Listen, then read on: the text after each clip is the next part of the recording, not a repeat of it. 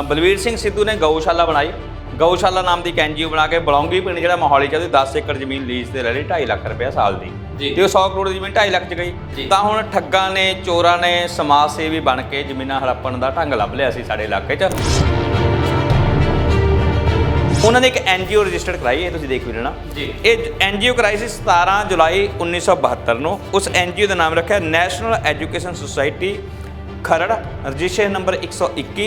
ਪ੍ਰਧਾਨ ਸ਼ਮਸ਼ੇਰ ਸਿੰਘ ਜੀ ਜੋਸ਼। ਇਹ ਹਾਈਲਾਈਟ ਕੀਤਾ ਹਰਸ਼ਾ ਸਿੰਘ, ਇਹ ਪਿਤਾ ਜੀ ਹੈਗੇ ਆ ਚਰਨਜੀਤ ਸਿੰਘ ਚੰਨੀ ਦੇ, ਇਹ ਨਾਨਕ ਸਿੰਘ ਹੈ। ਇੱਥੇ ਪਹਿਲੀ ਗੱਲ ਝੂਠ ਨਜ਼ਰ ਆ ਗਈ। ਇੱਥੇ ਲਿਖਿਆ ਮਾਲਕ ਦਾ ਨਾਮ ਅਤੇ ਵੇਰਵਾ ਸ਼ਹੀਦ ਕਾਂਸੀ ਰਾਮ ਐਜੂਕੇਸ਼ਨ ਟਰਸਟ ਖਰੜ। ਮੈਨੂੰ ਕਹਿੰਦੇ ਟਰਸਟ ਜਾਂ ਸੰਸਥਾ ਕੋਈ ਮਾਲਕ ਹੈ ਨਹੀਂ, ਕਾਲਜ ਮਾਲਕ ਹੈ ਨਹੀਂ, ਇੱਥੇ ਲਿਖਿਆ ਫਰਦਾਂ 'ਚ। ਮੁੱਖ ਮੰਤਰੀ ਦੇ ਇਮੋਸ਼ਨ ਜੁੜੇ ਹੋਏ ਚਾਹੀਦੇ ਨਾਲ ਕਿ ਬਈ ਮੇਰੇ ਪਿਤਾ ਨੇ ਬੂਟਾ ਲਗਾਇਆ ਸੀ ਗਦਰੀ ਬਾਬੇ ਲਈ ਜੀ, ਔਰ ਮੁੱਖ ਮੰਤਰੀ ਸਾਹਿਬ ਕਦੇ ਨਗਰ ਕੌਂਸਲ ਖਰੜ ਦੇ ਪ੍ਰਧਾਨ ਰਹੇ ਹੈ। ਹੁਣ ਮੁੱਖ ਮੰਤਰੀ ਦੀ ਜ਼ਿੰਮੇਵਾਰੀ ਬਣਦੀ ਹੈ ਜੀ, ਜ਼ਿੰਮੇਵਾਰੀ ਬਣਦੀ ਸੀ ਕਿ ਮੇਰੇ ਪਿਤਾ ਨੇ ਬੂਟਾ ਲਾਇਆ, ਜ਼ਿੰਮੇਵਾਰੀ ਬਣਦੀ ਸੀ ਉਹ ਨਗਰ ਕੌਂਸਲ ਦਾ ਪ੍ਰਧਾਨ ਸੀ, ਜ਼ਿੰਮੇਵਾਰੀ ਬਣਦੀ ਸੀ ਉਹ MLA ਸੀ। ਮੁੱਖ ਮੰਤਰੀ ਸਾਹਿਬ ਨੂੰ ਪਤਾ ਹੋਣਾ ਚਾਹੀਦਾ ਕਿ ਮੇਰੇ ਗਵਾਂਢ 'ਚ ਮੇਰਾ ਟਰਸਟੀ ਉਹ ਜਿਹੜੇ ਇਹਨੇ ਫਾਦਰ ਸਾਹਿਬ ਨੇ ਕਾਲਜ ਬਣਾਏ ਵੇਚੇ ਜਾ ਰਹੇ। ਇੱਕ ਪਿੰਡ ਨਾਲ ਐਗਰੀਮੈਂਟ ਕੀਤਾ, ਜਿਹੜਾ ਭਾਗੋ ਮਾਜਰਾ ਪਿੰਡ ਸੀ, ਉਹ ਕਹਿੰਦਾ ਕਾਂਸੀ ਰਾਮ ਜੀ ਦੀ ਯਾਦ 'ਚ ਤੁਸੀਂ ਸਿੱਖਿਆ ਸੰਸਥਾਵਾਂ ਬਣਾਉਣੀਆਂ, ਇੱਦਾਂ ਕਰੋ ਅਸੀਂ ਕੁਰਬਾਨੀ ਕਰਦੇ ਤੁਹਾਨੂੰ 20 ਕਿੱਲੇ ਜ਼ਮੀਨ ਦਾਨ ਦੇਵਾਂਗੇ ਜੇ ਤੁਸੀਂ ਕਾਂਸੀ ਰਾਮ ਕਾਲਜਾਂ ਨਾਲ ਸਾਡਾ ਨਾਮ ਵੀ ਲਿਖ ਦਿਓ।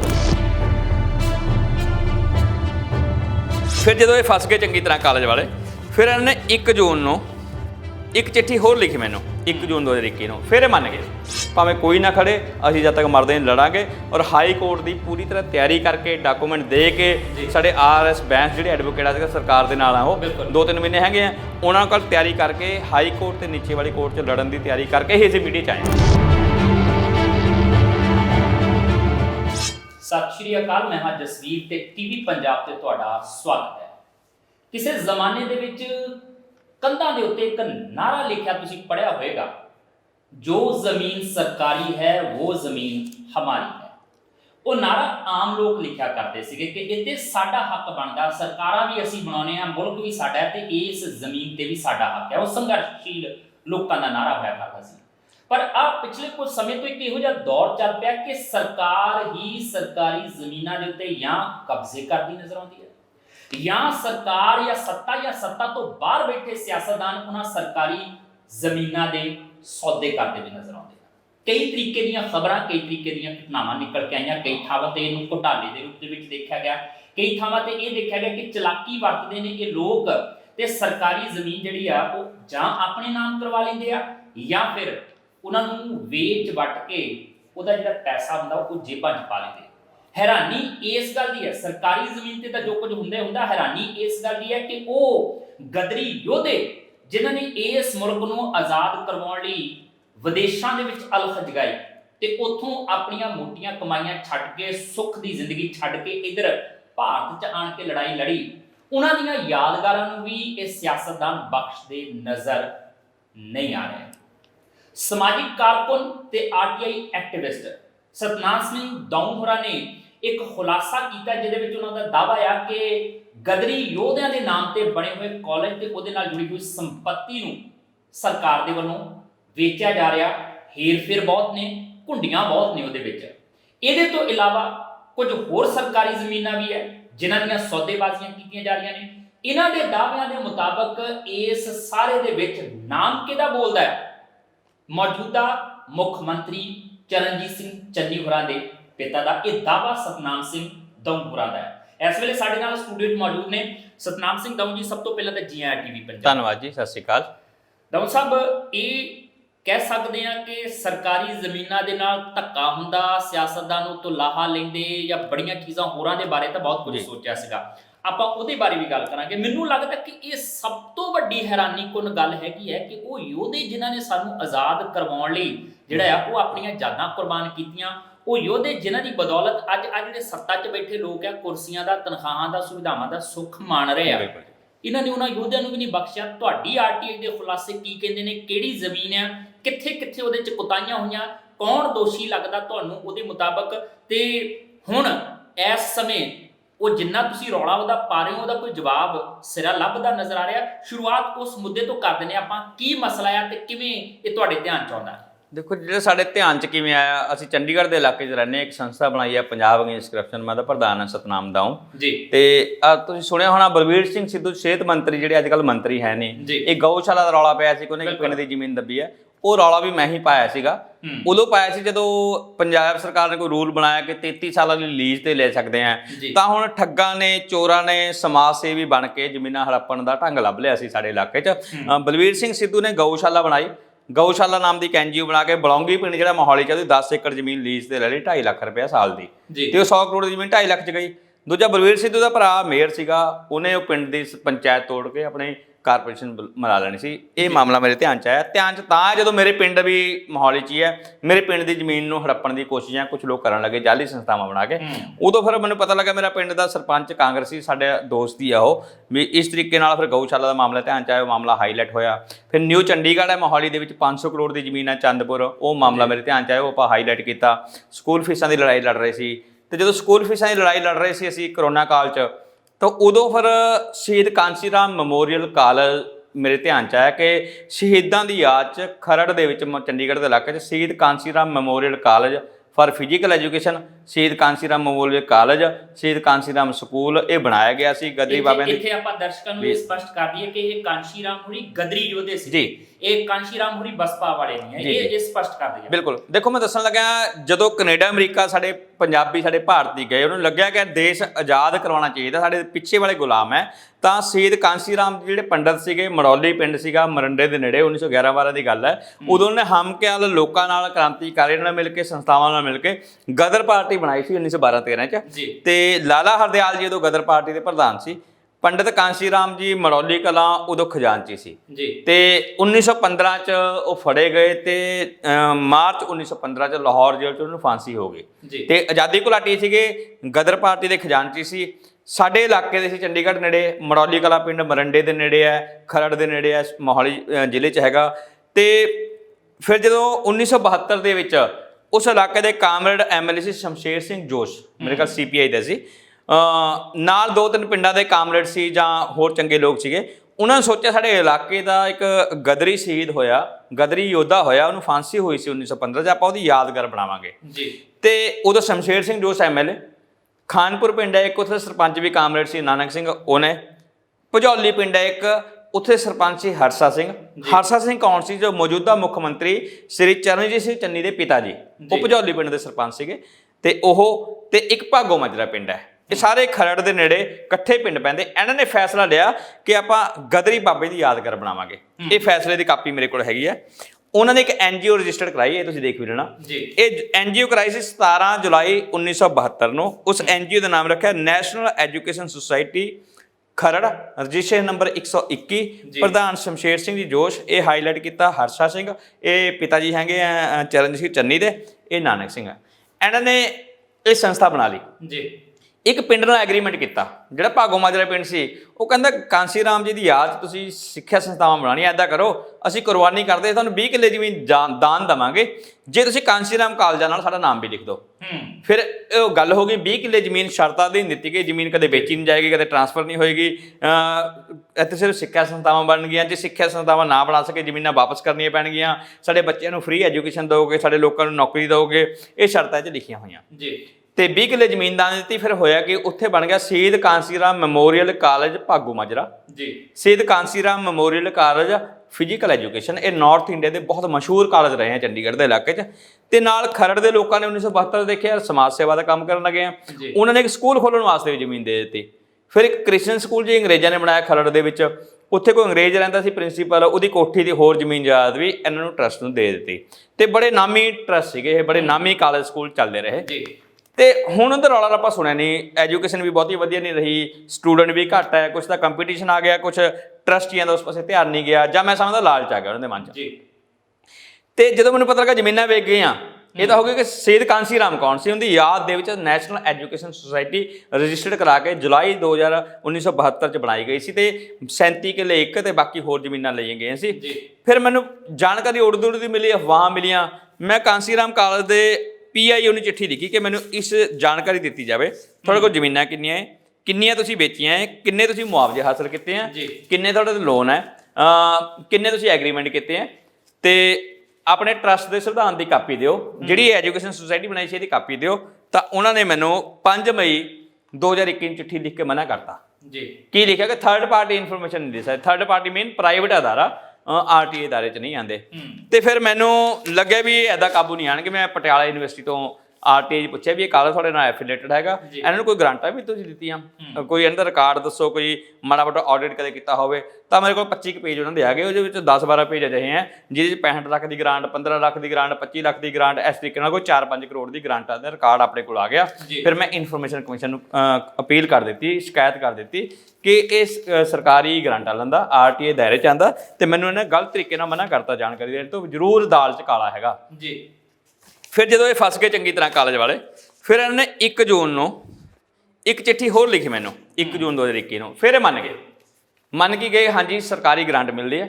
ਤਾਂ ਹੀ ਇਹਨੇ ਮੰਨ ਕੇ ਮੈਨੂੰ ਜਾਣਕਾਰੀ ਦਿੱਤੀ ਆਰਟੀਏ ਰਾਹੀਂ, ਪਰ ਜਾਣਕਾਰੀ ਦੇ ਕੇ ਝੂਠ ਬੋਲਿਆ, ਮੈਨੂੰ ਗੁੰਮਰਾਹ ਕੀਤਾ।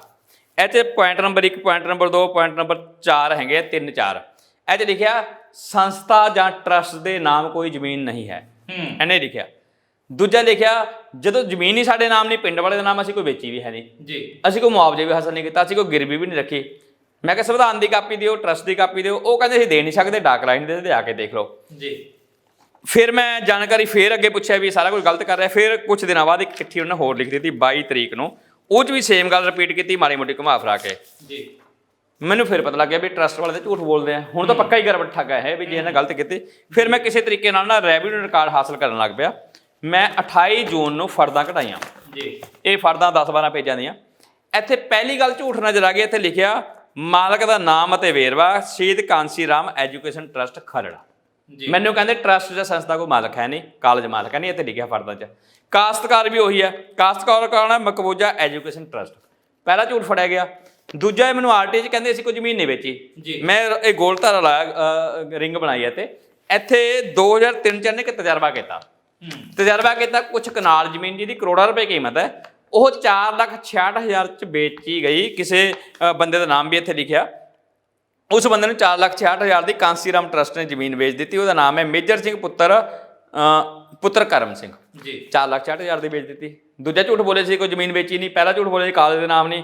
ਇਹਨੇ ਤਜਰਬਾ ਕੀਤਾ, ਨਾ ਗਦਰੀ ਬਾਬਿਆਂ ਦੇ ਕੋਈ ਅੱਗੇ ਵਾਰਸ ਬੋਲੇ, ਨਾ ਕੋਈ ਸਰਕਾਰੀ ਅਦਾਰਾ ਬੋਲਿਆ, ਨਾ ਕੋਈ ਸਮਾਜ ਸੇਵੀ ਬੋਲਿਆ। ਫਿਰ ਇਹਨਾਂ ਦੇ ਹੱਥ ਪੈ ਗਿਆ ਕਿ 11 'ਚ ਫਿਰ ਜ਼ਮੀਨ ਵੇਚ ਦਿੱਤੀ। ਇਹ ਤਾਂ ਛੋਟੀ ਗੱਲ ਹੈ, ਬੜੀ ਛੋਟੀ ਵੇਚ ਗਈ। ਫਿਰ ਮੇਰੇ ਹੈਰਾਨੀ ਰਹੀ ਜਦੋਂ ਇਹਦਾ ਪੇਜ ਨੰਬਰ 2 ਦੇਖਿਆ, 3 ਦੇਖਿਆ, 4 ਦੇਖਿਆ। 4 ਨੰਬਰ ਸ਼ੁਰੂ ਹੋ ਗਿਆ 2018 'ਚ। ਇੱਥੇ ਪ੍ਰਦੀਪ ਕੁਮਾਰ ਨਾਮ ਦਾ ਇੱਕ ਬੰਦਾ ਹੈਗਾ, ਪ੍ਰਦੀਪ ਕੁਮਾਰੀ ਮੇਰੇ ਖਿਆਲ ਉਹਦਾ ਨਾਮ, ਤੁਸੀਂ ਪੜ੍ਹਨਾ, ਪ੍ਰਵੀਨ ਕੁਮਾਰ ਪੁੱਤਰ ਅਮਰਚੰਦ ਪੁੱਤਰ ਚੇਤਰਾਮ। ਇਹ ਸਾਰੇ ਪੇਜਾਂ ਦੇ ਉੱਤੇ 99% ਉਸ ਬੰਦੇ ਦਾ ਨਾਮ ਹੈ। ਇਹ ਅੰਬਿਕਾ ਬਿਲਡਰ ਹੈ। ਇਹ ਮੈਂ ਪਟਵਾਰੀ ਨੂੰ ਜਦੋਂ ਦਿਖਾਇਆ, ਮੈਨੂੰ ਫਰਦਾ ਪੜ੍ਹਨੀ ਨਹੀਂ ਆਉਂਦੀ ਹੈ। ਪਟਵਾਰੀ ਨੇ ਕਿਹਾ ਇਹ 17 ਕਿੱਲੇ ਜ਼ਮੀਨ ਨਾਨਕ ਸਿੰਘ ਜਿਹੜਾ ਖਾਨਪੁਰ ਦਾ ਸਰਪੰਚ ਸੀ, ਉਹਦੇ ਹਿੱਸੇ ਵਾਲੀ 17 ਕਿੱਲੇ ਜ਼ਮੀਨ ਵੇਚੀ ਗਈ। ਉੱਥੇ 25-25 ਹਜ਼ਾਰ ਰੁਪਏ ਗਜ਼ ਦਾ ਰੇਟ ਹੈ। ਹੋਲਸੇਲ 'ਚ ਜੇ ਆਪਾਂ ਕਹੀਏ, ਜਿਹੜੇ ਜ਼ਮੀਨ ਇਕੱਠੀ ਚੱਕਦੇ ਹੋ 5 ਕਰੋੜ 7 ਕਰੋੜ ਰੁਪਇਆ ਕਿੱਲੇ ਦਾ ਰੇਟ ਹੈ। 17 ਕਿੱਲੇ ਜ਼ਮੀਨ ਇਸ ਸ਼ਹੀਦ ਕਾਂਸੀ ਰਾਮ ਐਜੂਕੇਸ਼ਨ ਟਰਸਟ ਦੀ ਜਿਹੜੀ ਹੈ ਉਹ ਇੱਕ ਪ੍ਰਾਈਵੇਟ ਬਿਲਡਰ ਪ੍ਰਵੀਨ ਕੋਲ ਚਲੇ ਗਈ ਹੈ, ਵੇਚ ਦਿੱਤੀ ਗਈ ਹੈ। ਰਜਿਸਟਰੀਆਂ ਵੀ ਹੋ ਗਈਆਂ। ਰਜਿਸਟਰੀਆਂ ਹੋਣ ਤੋਂ ਬਾਅਦ ਇੰਤਕਾਲ ਹੋ ਗਏ, ਤਾਂ ਹੀ ਇਹ ਸਰਕਾਰੀ ਫਰਦ ਮੇਰੇ ਕੋਲ ਹੈ, ਮੋਹਰ ਲੱਗੀ ਹੋਈ ਹੈ। ਅੱਛਾ, ਜਿਹੜੀਆਂ ਡਿਟੇਲਸ ਤੁਸੀਂ ਦਿੱਤੀਆਂ, ਮੈਂ ਇਸ ਕਰਕੇ ਵਿੱਚ ਤੁਹਾਨੂੰ ਰੋਕਿਆ ਨਹੀਂ, ਲੰਬੀ ਚੌੜੀ ਜਾਣਕਾਰੀ ਦਿੱਤੀ ਕਿ ਕਿੱਥੋਂ ਗੱਲ ਸ਼ੁਰੂ ਹੁੰਦੀ, ਕਿੱਥੇ ਆਣ ਕੇ ਮੁੱਕਦੀ। ਜੀ। ਹੁਣ ਇਸ ਸਾਰੀ ਚਰਚਾ ਦੇ ਜੋ ਤੁਸੀਂ ਡਿਟੇਲ ਦਿੱਤੀ ਹੈ, ਇਹ ਤਾਂ ਗੱਲ ਕਲੀਅਰ ਹੋ ਗਈ ਨਾ, ਹੋਇਆ ਆ ਧਾਂਦਲੀ ਹੋਈ ਆ, ਜ਼ਮੀਨ ਜਿਹੜੀ ਆ ਉਹ ਵੇਚੀ ਗਈ ਹੈ ਜਾਂ ਜ਼ਮੀਨ ਨੂੰ ਥੋੜਾ ਜਿਹਾ ਬਦਲਿਆ ਗਿਆ। ਪਹਿਲਾਂ ਐਜੂਕੇਸ਼ਨ ਵਾਲਾ ਸੀਗਾ, ਪਹਿਲਾਂ ਕੁਝ ਹੋਰ ਸੀਗਾ, ਫਿਰ ਕੁਝ ਹੋਰ ਬਣਾ ਕੇ ਉਹਨੂੰ ਅੱਗੇ ਤੋਰਨ ਦੀ ਕੋਸ਼ਿਸ਼ ਕੀਤੀ ਜਾ ਰਹੀ ਹੈ। ਪਰ ਜਿਹੜਾ ਤੁਸੀਂ ਦਾਅਵਾ ਕਰਦੇ ਆ ਕਿ ਇਹਦੇ ਵਿੱਚ ਮੁੱਖ ਮੰਤਰੀ ਚਰਨਜੀਤ ਸਿੰਘ ਚੰਨੀ ਹੋਰਾਂ ਦੇ ਪਿਤਾ ਸ਼੍ਰੀ ਦਾ ਵੀ ਹੱਥ ਹੈਗਾ, ਉਸ ਦਾਅਵੇ ਨੂੰ ਕਿਵੇਂ ਤੁਸੀਂ ਪੁਖਤਾ ਕਰਦੇ ਹੋ? ਉਹਦੇ ਸਬੂਤ ਕੀ? ਪਹਿਲੀ ਗੱਲ ਤਾਂ ਮੈਂ ਇਹ ਕਹਿੰਦਾ ਕਿ ਬਦਲਿਆ ਨਹੀਂ ਗਿਆ। ਪ੍ਰੋਪਰ ਪਲੈਨਿੰਗ ਨਾਲ, ਠੱਗੀ ਮਾਰਨ ਦੀ ਨੀਅਤ ਨਾਲ ਟਰਸਟ ਬਣਾਇਆ ਗਿਆ। ਕਿਉਂ ਜਿਹੜੀ ਨੈਸ਼ਨਲ ਐਜੂਕੇਸ਼ਨ ਸੁਸਾਇਟੀ ਹੈ, ਜਦੋਂ ਸੁਸਾਇਟੀ ਕੋ ਜ਼ਮੀਨ ਵੇਚੇਗੀ ਤਾਂ ਕਾਨੂੰਨੀ ਫਾਰਮੈਲਿਟੀਆਂ ਬਹੁਤ ਜ਼ਿਆਦਾ ਪੂਰੀਆਂ ਨਹੀਂ ਹੋਣੀਆਂ। ਜਦੋਂ ਸੁਸਾਇਟੀ ਕੋ ਜ਼ਮੀਨ ਵੇਚੇਗੀ ਤਾਂ ਸਟੈਂਪ ਡਿਊਟੀ ਜਿਹੜੀ ਕਰੋੜਾਂ ਰੁਪਏ ਬਣਦੀ ਦੇਣੀ ਪਏਗੀ। ਫਿਰ ਵੀ ਆਣਗੀਆਂ ਚੀਜ਼ਾਂ, ਆਣਗੀਆਂ, ਅਖਬਾਰ 'ਚ ਇਸ਼ਤਿਹਾਰ ਦੇਣਾ ਪਏਗਾ ਵਗੈਰਾ ਵਗੈਰਾ। ਫਿਰ ਕਿਸੇ ਨੇ ਵਕੀਲਾਂ ਨੇ ਕਾਨੂੰਨੀ ਨੁਕਤਾ ਦੱਸਿਆ ਵੀ ਟਰਸਟ ਵੇਚ ਸਕਦਾ। ਇਹਨਾਂ ਨੇ ਘਪਲਾ ਕਰਕੇ ਪਲੈਨਿੰਗ ਨਾਲ ਟਰਸਟ ਬਣਾਇਆ, ਸ਼ਹੀਦ ਕਾਂਸੀ ਰਾਮ ਮੈਮੋਰੀਅਲ ਟਰਸਟ ਬਣਾ ਲਿਆ। ਟਰਸਟ ਸੇਵਾ ਵੀ ਕਰਦੇ ਹੁੰਦੇ ਆ, ਪਰ ਟਰਸਟ ਦਾ ਕੋਈ ਟਰਸਟੀ ਬਣ ਗਿਆ, ਸਿਗਨੇਚਰ ਅਥਾਰਟੀ ਕਿਸੇ ਕੋਲ ਆ ਗਈ। ਟਰਸਟ ਨੇ ਫਿਰ ਜ਼ਮੀਨਾਂ ਵੇਚੀਆਂ। ਟਰਸਟ ਦਾ ਮੇਨ ਬੰਦਾ ਕੌਣ ਹੈ? MLA ਸ਼ਮਸ਼ੇਰ ਸਿੰਘ ਜੋਸ਼ ਦਾ ਮੁੰਡਾ ਰੁਪਿੰਦਰ ਜੋਸ਼। ਹੁਣ ਮੈਂ ਕਹਿ ਰਿਹਾ ਮੁੱਖ ਮੰਤਰੀ ਨਾਲ ਕਿਵੇਂ ਜੁੜਦਾ? ਮੈਂ ਨਹੀਂ ਕਹਿੰਦਾ ਮੁੱਖ ਮੰਤਰੀ ਨੇ ਠੱਗੀ ਮਾਰੀ। ਮੁੱਖ ਮੰਤਰੀ ਦੇ ਪਿਤਾ 1972 ਚ ਜਿਹੜੀ ਨੈਸ਼ਨਲ ਐਜੂਕੇਸ਼ਨ ਸੁਸਾਇਟੀ ਬਣਾਈ ਸੀ, ਮੈਂ ਦਿਖਾਇਆ, ਐਗਜ਼ੈਕਟਿਵ ਕਮੇਟੀ ਮੈਂਬਰ ਸੀ ਜੀ ਹਰਸਾਲ ਸਿੰਘ ਜੀ। ਮੁੱਖ ਮੰਤਰੀ ਦੇ ਇਮੋਸ਼ਨ ਜੁੜੇ ਹੋਏ ਚੀਜ਼ ਦੇ ਨਾਲ ਕਿ ਬਈ ਮੇਰੇ ਪਿਤਾ ਨੇ ਬੂਟਾ ਲਗਾਇਆ ਸੀ ਗਦਰੀ ਬਾਬੇ ਦੇ ਜੀ, ਔਰ ਮੁੱਖ ਮੰਤਰੀ ਸਾਹਿਬ ਕਦੇ ਨਗਰ ਕੌਂਸਲ ਖਰੜ ਦੇ ਪ੍ਰਧਾਨ ਰਹੇ ਹੈ। ਬਿਲਕੁਲ ਉਹਨਾਂ ਦੇ ਨਗਰ ਕੌਂਸਲ ਦੇ ਅੰਡਰ ਇਹ ਕਾਲਜ ਹੈਗੇ, ਜ਼ਮੀਨ ਹੈਗੀ ਹੈ। ਫਿਰ ਮੁੱਖ ਮੰਤਰੀ ਸਾਹਿਬ ਆਮ ਬੰਦੇ ਨਹੀਂ ਹੈ ਮੇਰੇ ਵਰਗੇ, 2-3 ਵਾਰ MLA ਬਣੇ ਆ, ਉਹਨਾਂ ਕੋਲ ਤਾਕਤ ਹੈ। ਫਿਰ ਮੁੱਖ ਮੰਤਰੀ ਦੇ ਪਰਿਵਾਰ ਦੇ ਮੈਂ ਸੁਣਿਆ ਰੀਅਲ ਸਟੇਟ ਦਾ ਕੰਮ ਵੀ ਹੈਗਾ ਜੀ। ਜੇ ਰੀਅਲ ਸਟੇਟ ਦਾ ਕੰਮ ਹੈਗਾ ਤਾਂ ਕੋਈ ਰੀਅਲ ਸਟੇਟ ਵਾਲਾ ਪ੍ਰਵੀਨ ਕੁਮਾਰ ਕੋਈ ਅੰਬਿਕਾ ਬਿਲਡਰ ਦੀ ਜ਼ਮੀਨ ਖਰੀਦਦਾ, ਇਹ ਹੋ ਹੀ ਨਹੀਂ ਸਕਦਾ ਕਿ ਪ੍ਰਾਪਰਟੀ ਡੀਲਰ ਨੂੰ ਪਤਾ ਨਾ ਹੋਵੇ, ਰੀਅਲ ਸਟੇਟ ਦਾ ਕੰਮ ਕਰਨ ਵਾਲੇ ਨੂੰ ਪਤਾ ਹੋਵੇ ਜੀ। ਹੋਰ ਵੱਡੀ ਗੱਲ, ਜਿੱਥੇ ਮੁੱਖ ਮੰਤਰੀ ਚਰਨਜੀਤ ਸਿੰਘ ਚੰਨੀ ਦੀ ਕੋਠੀ ਹੈ ਖਰੜ ਦੇ ਵਿੱਚ, ਉਸੇ ਮਹੱਲੇ 'ਚ ਰੁਪਿੰਦਰ ਜੋਸ਼, ਸ਼ਮਸ਼ੇਰ ਸਿੰਘ ਜੋਸ਼ ਦਾ ਮੁੰਡਾ ਮੇਨ ਟਰਸਟੀ, ਉਹਦੀ ਕੋਠੀ ਹੈ। ਮੈਂ ਚਰਨਜੀਤ ਚੰਨੀ ਦੀ ਕੋਠੀ ਦੇਖੀ ਹੈ। ਦੱਸਣ ਵਾਲੇ ਦੱਸਦੇ ਆ ਜਿਹੜੇ ਪੱਤਰਕਾਰ ਲੋਕਲ, ਕੋਈ ਮੈਂ ਉੱਥੇ ਲੋਕਲ ਰਹਿਣ ਵਾਲਾ, ਪਿੰਡ 3-4 ਕਿਲੋਮੀਟਰ ਦੂਰ ਹੈ, ਕਿ ਜੇ ਇੱਕ ਘਰ ਤੋਂ ਆਵਾਜ਼ ਮਾਰੀ ਜੇ ਦੂਜੇ ਘਰ ਸੁਣਦੀ ਹੈ ਜੀ। ਜੇ ਕੋਈ ਬੱਚਾ ਚੀਕ ਕੇ ਆਵਾਜ਼ ਮਾਰੇ ਚਰਨਜੀਤ ਸਿੰਘ ਚੰਨੀ ਦੇ ਘਰ ਤਾਂ ਟਰਸਟੀ ਦੇ ਘਰ ਸੁਣਦੀ ਹੈ। ਜੇ ਟਰਸਟੀ ਦੇ ਘਰ ਤੋਂ ਕੋਈ ਫੋਨ ਦੀ ਰਿੰਗ ਵੀ ਵੱਜਦੀ ਤਾਂ ਮੁੱਖ ਮੰਤਰੀ ਦੇ ਘਰ ਸੁਣਦੀ ਹੈ। ਹੁਣ ਮੁੱਖ ਮੰਤਰੀ ਦੀ ਜ਼ਿੰਮੇਵਾਰੀ ਬਣਦੀ ਹੈ ਜੀ, ਜ਼ਿੰਮੇਵਾਰੀ ਬਣਦੀ ਸੀ ਕਿ ਮੇਰੇ ਪਿਤਾ ਨੇ ਬੂਟਾ ਲਾਇਆ, ਜ਼ਿੰਮੇਵਾਰੀ ਬਣਦੀ ਸੀ ਉਹ ਨਗਰ ਕੌਂਸਲ ਦਾ ਪ੍ਰਧਾਨ ਸੀ, ਜ਼ਿੰਮੇਵਾਰੀ ਬਣਦੀ ਸੀ ਉਹ MLA ਸੀ, ਪਤਾ ਸੀ ਉਹਨੂੰ। ਜੇ ਨਹੀਂ ਪਤਾ ਸੀ ਚਲੋ ਮੁੱਖ ਮੰਤਰੀ ਬਣ ਗਿਆ। ਫਿਰ ਜਦੋਂ ਮੇਰੇ ਕੋਲ ਸਾਰੀ ਡਿਟੇਲ ਆ ਗਈ, ਮੈਂ ਜੁਲਾਈ ਦੇ ਪਹਿਲੇ ਜਾਂ ਦੂਜੇ ਹਫਤੇ ਈਮੇਲ ਕਰ ਦਿੱਤੀ ਮੁੱਖ ਮੰਤਰੀ ਮੈਂ ਚਰਨਜੀਤ ਚੰਨੀ ਬਣਨ ਤੋਂ ਪਹਿਲਾਂ ਜਦੋਂ ਕੈਪਟਨ ਅਮਰਿੰਦਰ ਸੀ। ਮੈਂ ਸਾਰਾ ਰਿਕਾਰਡ ਨਾਲ ਲਾਇਆ, ਮੈਂ ਓਪਨ ਮੀਡੀਆ 'ਚ ਨਹੀਂ ਲੈ ਕੇ ਗਿਆ ਵੀ ਇਸ ਤਰੀਕੇ ਨਾਲ ਇਸ ਟਰਸਟ ਨੇ ਘਪਲਾ ਕੀਤਾ, ਗਦਰੀ ਬਾਬੇ ਦੀ ਯਾਦਗਾਰ ਨਾਲ ਛੇੜਛਾੜ ਹੈ, 17 ਕਿੱਲੇ ਜ਼ਮੀਨ ਵੇਚ ਗਈ, ਇਹਦੀ ਇਨਕੁਆਇਰੀ ਕਰੋ, ਇਹਨੂੰ ਕਾਬੂ ਕਰੋ। ਉਹ ਮੈਂ DC ਮੋਹਾਲੀ ਨੂੰ, ਚੀਫ ਸੈਕਟਰੀ ਪੰਜਾਬ ਨੂੰ, ਮੁੱਖ ਮੰਤਰੀ ਪੰਜਾਬ ਨੂੰ ਸਿਰਫ ਇੱਕ ਫਾਰਮੈਲਿਟੀ ਤੌਰ ਤੇ ਕਿ ਮੇਲ ਆ ਕੇ ਫਾਰਵਰਡ ਕਰਤੀ, ਉਹ ਮੈਨੂੰ ਰਿਪਲਾਈ ਆ ਗਿਆ, ਬਸ ਸਰ ਕੱਖ ਨਹੀਂ ਕੀਤਾ। ਉਹ ਤੋਂ ਬਾਅਦ ਮੁੱਖ ਮੰਤਰੀ ਬਦਲ ਗਏ, ਠੀਕ ਹੈ, ਅਫੀਸ਼ੀਅਲ ਜਾਣਕਾਰੀ ਹੈਗੀ ਹੈ, ਮੁੱਖ ਮੰਤਰੀ ਦੀ ਜ਼ਿੰਮੇਵਾਰੀ ਬਣਦੀ ਹੈ। ਪਰ WhatsApp ਗਰੁੱਪਸ ਦੇ ਵਿੱਚ, ਕਿਉਂਕਿ ਜਦੋਂ ਇਹ ਮੁੱਖ ਮੰਤਰੀ ਨਹੀਂ ਸੀ ਚਰਨਜੀਤ ਸਿੰਘ ਜੀ ਚੰਨੀ, ਉਦੋਂ ਮੇਰੇ ਕੋਲ ਨੰਬਰ ਸੀਗਾ, ਇਹਦੇ ਫੈਮਿਲੀ ਮੇਰੇ ਇਲਾਕੇ ਦੇ ਆ, ਫੈਮਿਲੀ ਮੈਂਬਰ ਜਾਂ ਰਿਸ਼ਤੇਦਾਰਾਂ ਦਾ ਨੰਬਰ ਮੇਰੇ ਕੋਲ ਸੀ, ਦੋਸਤਾਂ ਦਾ ਨੰਬਰ ਸੀ, ਕੁਝ MLA ਦੇ ਨਾਲ ਮੈਂ ਗੱਲ ਕੀਤੀ, ਉਹ ਸਾਰੀ ਜਾਣਕਾਰੀ ਮੁੱਖ ਮੰਤਰੀ ਸਾਹਿਬ ਕੋਲ ਗਈ ਹੈ। ਇਹਦੇ ਫੈਮਿਲੀ ਮੈਂਬਰ ਦੇ ਥਰੂ, ਇਹਦੇ ਪਰਸਨਲ ਨੰਬਰ ਤੇ ਮੈਂ ਭੇਜੀ ਹੈ, ਇਹਨਾਂ ਦੇ ਦੋਸਤਾਂ ਨੇ ਇਹਨਾਂ ਨੂੰ ਭੇਜੀ ਹੈ, ਔਰ 2-3 MLA ਦੇ ਥਰੂ ਮੈਂ ਚਿੱਠੀ ਲਿਖ ਕੇ ਇਹਨਾਂ ਦੇ ਭੇਜ ਕੇ ਟਾਈਮ ਮੰਗਿਆ, ਮੈਨੂੰ ਟਾਈਮ ਨਹੀਂ ਮਿਲਿਆ। ਚਲੋ ਛੱਡ ਦੋ ਇਹ ਵੀ ਗੱਲ, ਬਿਜੀ ਐ ਨਹੀਂ, ਉਦੋਂ ਮੁੱਖ ਮੰਤਰੀ ਨਹੀਂ ਸੀ। ਫਿਰ ਮੈਂ ਰਿਮਾਈਂਡਰ ਭੇਜਿਆ ਜੀ, ਰਿਮਾਈਂਡਰ ਭੇਜਿਆ, ਫਿਰ ਮੈਂ ਪ੍ਰੈਸ ਕਾਨਫਰੰਸ ਕਰਨ ਤੋਂ ਇੱਕ ਦਿਨ ਬਾਅਦ ਸ਼ੁੱਕਰਵਾਰ ਨੂੰ, ਫਿਰ ਵੀ ਇਹਨਾਂ ਕੋਲ ਜਾਣਕਾਰੀ ਹੈ। ਫਿਰ ਹੋਰ ਛੱਡੋ, ਜਿਹੜੇ WhatsApp ਗਰੁੱਪ ਦੇ ਵਿੱਚ ਚਰਨਜੀਤ ਸਿੰਘ ਚੰਨੀ ਦਾ ਫੋਨ ਨੰਬਰ ਹੈ, ਉਹਨਾਂ ਗਰੁੱਪ ਦੇ ਵੀ ਮੈਂ ਪਿਛਲੇ 4 ਮਹੀਨੇ ਤੋਂ ਰੌਲਾ ਪਾ ਰਿਹਾ। ਉਹ 'ਚ ਸੀਨੀਅਰ ਪੁਲਿਸ ਅਫਸਰ ਹੈ, ਮੰਤਰੀ ਹੈਗੇ ਆ, CM ਸਾਹਿਬ ਹੈਗੇ ਆ, CM ਦੇ ਲੀਗਲ ਮੀਡੀਆ ਐਡਵਾਈਜ਼ਰ ਹੈਗੇ ਆ, ਗਵਰਨਰ ਦੇ ਮੀਡੀਆ ਐਡਵਾਈਜ਼ਰ ਹੈਗੇ ਆ, ਰਾਜਵਿੰਦਰ ਸਿੰਘ ਬੈਂਸ ਜਿਹੜੇ ਸਾਡਾ ਕੇਸ ਦੇਖ ਰਹੇ, ਇਸ ਕੇਸ ਲੜਨਗੇ ਅੱਗੇ, ਉਹ ਵੀ ਉਹਨਾਂ ਗਰੁੱਪਸ ਦੇ ਵਿੱਚ ਹੈਗੇ ਆ। ਮੁੱਖ ਮੰਤਰੀ ਸਾਨੂੰ ਪਤਾ ਸੀ, ਪਰ ਹੁਣ ਤਾਂ ਅਸੀਂ ਮੀਡੀਆ 'ਚ ਵੀ ਰੌਲਾ ਪਾਤਾ। ਪਰ ਮੈਂ ਇਹ ਗੱਲ ਕਰਦਾ, ਮੈਂ ਨਹੀਂ ਕਹਿੰਦਾ ਮੁੱਖ ਮੰਤਰੀ ਸਾਹਿਬ ਨੇ ਘਪਲਾ ਕੀਤਾ, ਸ਼ੱਕ ਜੋ ਮਰਜ਼ੀ ਕਰੀ ਜਾਓ, ਪਰ ਬੂਟਾ ਮੁੱਖ ਮੰਤਰੀ ਦੇ ਪਿਤਾ ਨੇ ਲਾਇਆ ਸੀ। ਮੁੱਖ ਮੰਤਰੀ ਦੇ ਪਰਿਵਾਰ ਰੀਅਲ ਸਟੇਟ ਦਾ ਕੰਮ ਕਰਦਾ, ਮੁੱਖ ਮੰਤਰੀ ਦਾ ਗਵਾਂਢੀ ਹੈ ਉਹ ਬੰਦਾ। ਇਹ ਹੁਣ ਸਪਸ਼ਟ ਕਰ ਦਿਓ, ਜਿਹੜਾ ਬੂਟਾ ਲਾਇਆ ਕਹਿੰਦੇ ਆ, ਕੀ ਇਹ ਜਿਹੜਾ ਗਵਨ ਕਹਿਣ ਦੀ ਗੱਲ ਕੀਤੀ ਜਾ ਰਹੀ ਹੈ ਕਿ ਗਵਨ ਕੀਤਾ ਉਹ ਵਾਲਾ ਬੂਟਾ ਲਾਇਆ ਜਾਂ ਟਰਸਟ ਵਾਲਾ ਬੂਟਾ? ਗਵਨ ਤਾਂ ਜੀ, ਗਵਨ ਤਾਂ 2003 ਚ ਸਟਾਰਟ ਹੋਇਆ ਜੀ, 2018 ਤੋਂ ਲੈ ਕੇ 21 ਤੱਕ ਗਵਨ ਹੋਇਆ। ਜਿਹੜੀ ਸੁਸਾਇਟੀ ਬਣਾ ਕੇ ਕਾਲਜ ਬਣਾਏ ਗਏ ਸੀ, ਉਦੋਂ ਬੂਟਾ ਲਾਇਆ ਗਿਆ ਸੀ 1972 ਚ ਜੀ। ਫਾਦਰ ਸਾਹਿਬ ਮੁੱਖ ਮੰਤਰੀ ਸਾਹਿਬ ਦੇ ਟਰਸਟੀ ਸੀਗੇ, ਐਗਜ਼ੈਕਟਿਵ ਕਮੇਟੀ ਮੈਂਬਰ ਸੀਗੇ, ਮੈਂ ਉਹ ਕਹਿੰਦਾ ਬੂਟਾ ਲਗਾਇਆ। ਮੁੱਖ ਮੰਤਰੀ ਸਾਹਿਬ ਨੂੰ ਪਤਾ ਸੀ ਕਿ ਮੇਰੇ ਪਿਤਾ ਜੀ ਨੇ ਕਾਲਜ ਬਣਾਇਆ ਜੀ। ਮੁੱਖ ਮੰਤਰੀ ਸਾਹਿਬ ਨੂੰ ਪਤਾ ਹੋਣਾ ਚਾਹੀਦਾ ਕਿ ਮੇਰੇ ਗਵਾਂਢ 'ਚ ਮੇਰਾ ਟਰਸਟੀ, ਉਹ ਜਿਹੜੇ ਇਹਨੇ ਫਾਦਰ ਸਾਹਿਬ ਨੇ ਕਾਲਜ ਬਣਾਏ ਵੇਚੇ ਜਾ ਰਹੇ, MLA ਵੀ ਸੀ, ਨਗਰ ਕੌਂਸਲ ਦੇ ਪ੍ਰਧਾਨ ਵੀ ਸੀ, ਨਗਰ ਕੌਂਸਲ ਦੇ ਪ੍ਰਧਾਨ ਨੂੰ ਸਾਰਾ ਕੁਝ ਪਤਾ ਹੁੰਦਾ ਜੇ ਇੱਦਾਂ ਕੁਝ ਹੋਇਆ। ਦੂਜੀ ਗੱਲ, ਘਪਲੇ ਦੀ ਮੈਂ ਗੱਲ ਕਰਦਾ, ਮੈਂ ਨਹੀਂ ਕਹਿੰਦਾ ਮੁੱਖ ਮੰਤਰੀ ਸਾਹਿਬ ਨੇ ਘਪਲਾ ਕੀਤਾ, ਉਹ ਤਾਂ ਮੁੱਖ ਮੰਤਰੀ ਹੁਣ ਬਣ ਗਏ, ਹੁਣ ਦੀ ਰਿਸਪੌਂਸਿਬਿਲਟੀ ਹੈ ਜੀ, ਗਦਰੀ ਬਾਬਿਆਂ ਦੀ ਯਾਦਾਂ ਨਾਲ ਸੰਬੰਧਿਤ ਹੈ। ਮੁੱਖ ਮੰਤਰੀ ਬਣਨ ਤੋਂ ਬਾਅਦ ਤੁਸੀਂ ਉਹਨਾਂ ਦੇ ਨਾਲ ਕੋਈ ਰਾਬਤਾ ਬਣਾਉਣ ਦੀ ਕੋਸ਼ਿਸ਼ ਕੀਤੀ, ਉਹਨਾਂ ਨੂੰ ਇਹ ਡਾਕੂਮੈਂਟ ਭੇਜ? ਹਾਂ, ਮੈਂ ਦੱਸ ਚੁੱਕਿਆ, ਕੁਝ MLA ਦੇ ਰਾਹੀਂ ਭੇਜੇ, ਮੈਂ ਉਹਨਾਂ ਦੇ ਪਰਸਨਲ ਨੰਬਰ ਤੇ ਭੇਜਿਆ, ਉਹਨਾਂ ਦੇ ਫੈਮਿਲੀ ਮੈਂਬਰ ਨੂੰ ਭੇਜਿਆ, WhatsApp ਗਰੁੱਪਸ ਦੇ ਵਿੱਚ ਭੇਜਿਆ, ਤੇ ਮੀਡੀਆ 'ਚ ਗੱਲਬਾਤ ਕਰਕੇ ਵੀ ਭੇਜਿਆ, ਤੇ ਈਮੇਲ ਰਾਹੀਂ ਵੀ ਭੇਜਿਆ। ਅੱਛਾ, ਇਦਾਂ ਦੀਆਂ ਜਦੋਂ ਗੱਲਾਂ ਹੁੰਦੀਆਂ ਨੇ, ਹੁਣ ਬਹੁਤ ਸਾਰੀਆਂ ਚੀਜ਼ਾਂ ਜਿਹੜੀਆਂ ਉੱਗੜ ਕੇ ਸਾਹਮਣੇ ਆ ਰਹੀਆਂ ਨਾ, ਆਮ ਤੌਰ ਤੇ ਕੀ ਹੁੰਦਾ ਕਿ ਜਿਹੜਾ ਕੰਪਲੇਨੈਂਟ ਹੁੰਦਾ ਆ, ਜਿਹੜਾ ਕੋਈ ਐਕਟਿਵਿਸਟ ਹੁੰਦਾ ਆ, ਦੋ ਚੀਜ਼ਾਂ ਨਾਲ ਉਹਨੂੰ ਕਾਬੂ ਕਰਨ ਦੀ ਕੋਸ਼ਿਸ਼ ਕੀਤੀ ਜਾਂਦੀ, ਜਾਂ ਥ੍ਰੈਟ ਕੀਤਾ ਜਾਂਦਾ ਹੈ, ਜਾਂ ਫਿਰ ਨੋਟਾਂ ਦੀਆਂ ਵੱਡੀਆਂ ਗੱਡੀਆਂ ਮੂਹਰੇ ਰੱਖ ਦਿੱਤੀਆਂ ਜਾਂਦੀਆਂ। ਇਸ ਮਾਮਲੇ ਦੇ ਵਿੱਚ ਤੁਹਾਡੇ ਨਾਲ ਕਿਹੜੀ ਚੀਜ਼ ਜਿਹੜੀ ਉਹ ਵਾਪਰੀ ਹੈ? ਦੋਨੇ ਹੀ ਵਾਪਰੀਆਂ ਨੇ? ਠੀਕ ਹੈ, ਦੋਨੋਂ ਵਾਪਰੀਆਂ। ਧਮਕੀਆਂ ਤਾਂ ਆਉਂਦੀਆਂ ਰਹਿੰਦੀਆਂ। ਮੈਂ ਗੱਲ ਕਰਦਾ ਨਾ ਆਪਣੇ ਇਲਾਕੇ ਡੇਂਗੂ ਦਾ ਮੱਛਰ ਡੰਗ ਮਾਰ ਕੇ ਬੰਦਾ ਮਾਰ ਦਿੰਦਾ, ਅਣਪਛਾਤਾ ਮੱਛਰ ਆ, ਪਤਾ ਵੀ ਨਹੀਂ ਲੱਗਣਾ। ਹਾਂ, ਡੇਂਗੂ ਦਾ ਮੱਛਰ ਮਾਰੇ, ਉਸ ਤੋਂ ਬੰਦਾ ਕੋਈ ਗੁੰਡਾ ਮਾਰ ਦੇ, ਕੋਈ ਮਾਫੀਆ ਮਾਰ ਦੇ, ਚੰਗੀ ਮੌਤ ਆ ਸਾਡੇ ਤੇ, ਮਰਨ ਤੋਂ ਹੀ ਡਰਦੇ ਨੇ। ਖਰੀਦਣ ਦੀ ਗੱਲਾਂ ਵੀ ਹੁੰਦੀਆਂ। ਬਾਕੀ ਮੈਂ ਪ੍ਰਾਪਰਟੀ ਡੀਲਰ ਨੂੰ ਇਹ ਕਹਿਣਾ ਵੀ ਜਿਹੜਾ ਪਲਾਟ ਬਕਾਊ ਨਹੀਂ ਹੁੰਦਾ ਨਾ ਉਹਨੇ ਵਿਕਣਾ ਨਹੀਂ, ਉਹਦੀ ਜੋ ਮਰਜ਼ੀ ਕੀਮਤ ਹੋਵੇ। ਹਾਂ ਤੁਸੀਂ ਕਬਜ਼ਾ ਕਰ ਸਕਦੇ ਹੋ, ਦੱਬ ਸਕਦੇ ਆ ਵੀ ਆਹ ਸਤਨਾਮ ਸਿੰਘ ਨਾਮ ਦਾ ਪਲਾਟ ਭਾਈ ਬਕਾਊ ਨਹੀਂ ਹੈਗਾ, ਤੁਸੀਂ ਕਬਜ਼ਾ ਕਰੋ, ਦੱਬਣ ਦੀ ਕੋਸ਼ਿਸ਼ ਕਰੋ, ਦੇਖਦੇ ਵੀ ਤੁਸੀਂ ਦੱਬ ਸਕਦੇ ਨਹੀਂ ਦੱਬ ਸਕਦੇ। ਜਦ ਤੱਕ ਜਿੰਦੇ ਆ ਮਰਦੇ ਨਹੀਂ, ਅਸੀਂ ਸੰਘਰਸ਼ ਕਰਦੇ ਰਹਾਂਗੇ। ਜੇ ਅਸੀਂ ਬਕਾਊ ਹੁੰਦੇ, ਸਾਨੂੰ ਖਰੀਦਿਆ ਜਾ ਸਕਦਾ ਹੁੰਦਾ ਤਾਂ ਅਸੀਂ ਤੁਹਾਡੇ ਸਾਹਮਣੇ ਕੈਮਰੇ ਅੱਗੇ ਨਾ ਬੈਠੇ ਹੁੰਦੇ। 20-25 ਸਾਲ ਤੋਂ ਹੀ ਲੜ ਰਹੇ ਆ। ਜੇ ਡਰਦੇ ਹੁੰਦੇ, ਸਾਡੇ ਤੇ ਪਰਚੇ ਵੀ ਹੋਏ ਆ, ਸਾਡੇ ਤੇ ਹਮਲੇ ਵੀ ਹੋਏ ਆ, ਸਾਰਾ ਕੁਝ ਹੋਇਆ, ਸਾਡੇ ਮਕਾਨ ਵੀ ਖੋਏ ਗਏ, ਸਾਰਾ ਬੜਾ ਕੁਝ ਹੋਇਆ। ਗਰਾਊਂਡ ਤੇ ਮੈਂ ਕੀ ਆ ਉਹ ਦੱਸਣ ਦੀ ਲੋੜ ਨਹੀਂ, ਉਹ ਸਾਰਾ ਕੁਝ 20-25 ਸਾਲ ਤੋਂ ਇਹਨਾਂ ਨੇ ਕਰਕੇ ਦੇਖ ਲਿਆ। ਪਿਛਲੇ 5-7 ਸਾਲ ਤੋਂ ਮੈਂ ਬਹੁਤ ਜ਼ਿਆਦਾ ਕਰਦਾ। 1-1 ਲੱਖ ਕਰੋੜ ਦਾ ਘਪਲਾ ਨੰਗਾ ਕੀਤਾ, ਇਕਨੋਮਿਕਲੀ ਵੀਕਰ ਸੈਕਸ਼ਨ ਦਾ ਸਕੈਮ, ਤੁਹਾਨੂੰ ਪਤਾ ਉਸ ਗੱਲ ਦਾ। ਜੇ ਟਰੈਵਲ ਏਜੰਟਾਂ ਦੇ 2-3 ਹਜ਼ਾਰ ਪਰਚੇ ਦਰਜ ਹੋਏ ਆ ਪੰਜਾਬ 'ਚ, ਤਾਂ ਇਨਡਾਇਰੈਕਟਲੀ 2,000 ਸਮਝ ਲਓ ਮੇਰੇ ਬਦੌਲਤ ਹੋਏ ਆ। ਅਸੀਂ ਇੰਨੇ ਲੋਕਾਂ ਦੀ ਮਦਦ ਕੀਤੀ ਹੈ। ਤੇ ਸਕੂਲ ਫੀਸਾਂ ਦਾ ਝਗੜਾ, ਉਦੋਂ ਵੀ ਸਾਨੂੰ ਕਰੋੜਾਂ ਦੀ ਆਫਰ ਆਈ। ਇਹ ਪਲਾਟ ਵਿਕਦੇ ਨਹੀਂ ਹੁੰਦੇ ਤੇ ਕਬਜ਼ਾ ਜ਼ਰੂਰ ਕਰ ਸਕਦੇ, ਮਾਰ ਸਕਦੇ ਸਾਨੂੰ, ਉਹਦੀ ਸਾਨੂੰ ਪਰਵਾਹ ਕੋਈ ਨਹੀਂ। ਇਹ ਪਲਾਟ ਜੇ ਵਿਕ ਨਹੀਂ ਰਿਹਾ ਤੇ ਇਸ ਪਲਾਟ ਨੇ ਅੱਗੇ ਸੋਚਿਆ ਕੀ ਹੋਇਆ ਕਿ ਇਸ ਮਾਮਲੇ ਦੇ ਵਿੱਚ ਫਰਦਰ ਕੀ ਕੀਤਾ ਜਾਣਾ। ਪ੍ਰੈਸ ਕਾਨਫਰੰਸਾਂ ਕਰਕੇ, ਮੀਡੀਆ ਦੇ ਜ਼ਰੀਏ ਆਵਾਜ਼ ਪਹੁੰਚਾਉਣੀ ਲੋਕਾਂ ਤੱਕ, ਮੁੱਖ ਮੰਤਰੀ ਦੇ ਕੰਨਾਂ ਤੱਕ ਜੇ ਉੱਦਾਂ ਨਹੀਂ ਪਹੁੰਚੀ ਹੈ, ਜਾਂ ਇਹਦਾ ਕੋਈ ਕਾਨੂੰਨੀ ਨੁਕਤਾ ਵੀ ਦੇਖਿਆ ਕਿ ਜੇ ਅਦਾਲਤਾਂ ਦੇ ਚੱਕਰ ਵੀ ਲਾਉਣੇ ਪਏ ਤੇ ਉਹ ਵੀ ਕਰਾਂਗੇ। ਦੇਖੋ, ਜਦੋਂ ਅਸੀਂ ਕੋਈ ਲੜਾਈ ਸ਼ੁਰੂ ਕਰਦੇ ਨਾ, ਅਸੀਂ ਬਿਨਾਂ ਤੱਥਾਂ ਤੋਂ, ਬਿਨਾਂ ਸਬੂਤਾਂ ਤੋਂ ਨਹੀਂ ਕਰਦੇ ਜੀ। ਔਰ ਅਖੀਰ 'ਚ ਕੀ ਹੋਣਾ ਸਾਨੂੰ ਅੰਦਾਜ਼ਾ ਹੁੰਦਾ, ਅਖੀਰ 'ਚ ਕਰਨਾ ਪਏਗਾ ਸਾਨੂੰ ਅੰਦਾਜ਼ਾ ਹੁੰਦਾ। ਇਹ ਰਸਤੇ ਦੀ ਪੌੜੀਆਂ ਹੈਗਾ, ਮੁੱਖ ਮੰਤਰੀ ਤੱਕ ਆਵਾਜ਼ ਪਹੁੰਚਾਉਣੀ, ਲੋਕਾਂ ਤੱਕ ਆਵਾਜ਼ ਪਹੁੰਚਾਉਣੀ, ਦਬਾਅ ਬਣ ਜੇ ਲੋਕ ਸਾਡੇ ਨਾਲ ਆ ਜਾਣਾ। ਪਰ ਐਂਡ ਦੇ ਵਿੱਚ ਜੇ ਸਰਸੇ ਵਾਲੇ ਬਾਬੇ ਨੂੰ ਸਜ਼ਾ ਹੋ ਸਕਦੀ ਹੈ ਤਾਂ ਟਰਸਟੀਆਂ ਨੂੰ ਵੀ ਹੋ ਸਕਦੀ ਹੈ। ਜੇ ਸਰਸੇ ਵਾਲੇ ਬਾਬੇ ਨੂੰ ਦੱਬ ਸਕਦੇ 20 ਸਾਲ ਬਾਅਦ, ਤਾਂ ਜ਼ਮੀਨ ਵੀ ਬਚਾ ਲਾਂਗੇ। ਤੇ ਅਸੀਂ ਕਿਸੇ ਮੁੱਖ ਮੰਤਰੀ ਦੇ ਡਿਪੈਂਡ ਨਹੀਂ, ਉਹ ਕੈਪਟਨ ਅਮਰਿੰਦਰ ਹੋਏ, ਚੰਨੀ ਹੋਏ, ਜਾਂ ਜਿਹੜਾ ਮਰਜ਼ੀ ਆ ਜੇ, ਅਸੀਂ ਤਾਂ ਉਹਨੂੰ ਜਗਾ ਰਹੇ ਹਾਂ, ਉਹਨੂੰ ਯਾਦ ਕਰਾਉਣਾ ਵੀ ਤੁਹਾਡੀ ਜ਼ਿੰਮੇਵਾਰੀ ਬਣਦੀ ਹੈ।